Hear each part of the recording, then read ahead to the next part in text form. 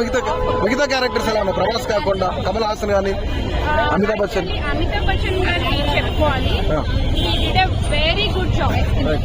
Family audience అందరికి చూడొచ్చు. అసలు ఇంకా బుజ్జి అండ్ భైరవ అయితే కామెడీ అయితే ఫస్ట్ హాఫ్ అసలు పిల్లలు కూడా చాలా బాగా క్యారెక్టర్ ఎలా ఉంది.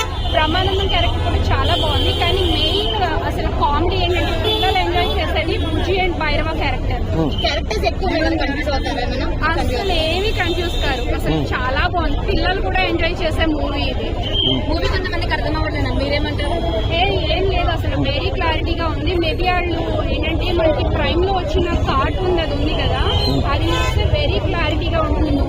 ఓవరాల్ మూవీ మొత్తం హైలైట్ సీన్ ఏముంది? హైలైట్ ఏంటంటే బుజ్జి అండ్ భైరవ కామెడీ పిల్లలు కూడా ఎంజాయ్ చేసేది.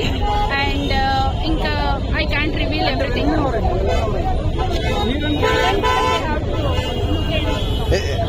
అదే మూవీలో ఆర్జీవి వచ్చి గుడ్ ఇస్తారంట, అది ఎందుకు ఇస్తారు? స్పెషల్ గెస్ట్ ఎవరు చేశారు?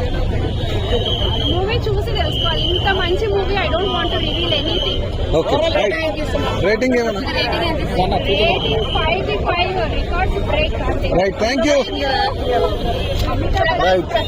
ప్రభాస్ గర్ల్ ఫ్యాన్ సాటిస్ఫై అవుతారా? I am his very good fan. Prabhas అన్న ఇంకా టాప్, సూపర్. నాగశ్విన్ టేకింగ్ ఎలా అనిపించింది స్టోరీ అంతా కూడా? నాగశ్విన్ ఇంకా అసలు ఆయన ఒక స్టాండర్డ్, అసలు ఏంటంటే మహానటి దగ్గర ఆయన ప్రూవ్ చేసేసుకున్నారు.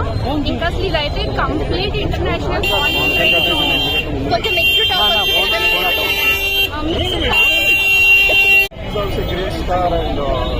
ఆయన కూడా పెద్ద పెద్ద మూవీస్ చేశారు.